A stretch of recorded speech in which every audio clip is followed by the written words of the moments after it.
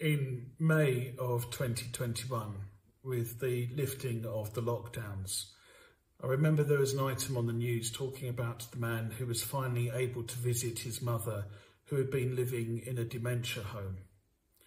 Although he had been able to speak to her on the phone, this was the first time in 15 months where he was able to physically reach out and hold her hand. The power of full human connection. The reassurance that she felt in having her loved one nearby, but also the reassurance he felt at being able to reach out and break his own isolation. It's hard to reach out when you're stuck inside. It might be even that you forget what outreach, the reaching out to others, actually is. We all became experts at self-containment. For so long, all we could do was wait and wait and wait.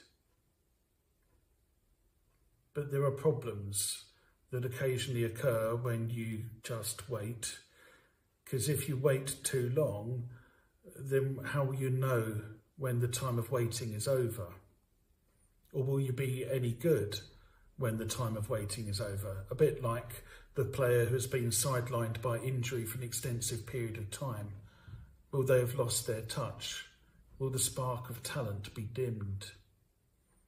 Or maybe a bit more like the middle-aged man who tries to play football thinking he still has the athleticism of his teenage years, only to suffer the consequences in the days following when he can't walk properly, as there are bits of his body which haven't been used in that way for many a year.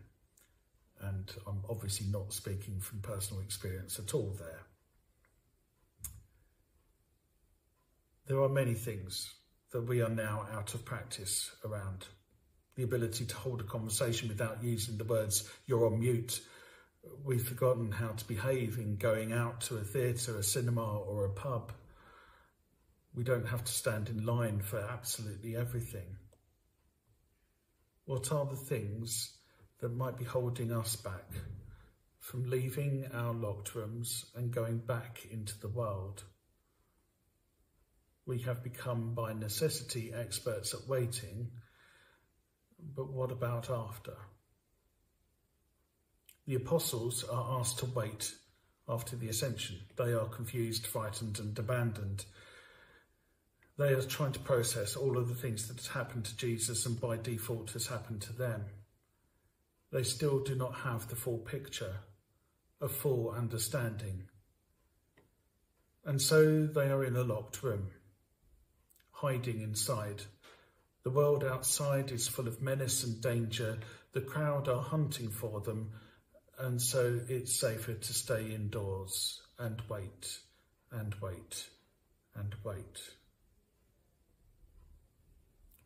God occasionally has other plans for us. After the time of waiting, now is the time for action.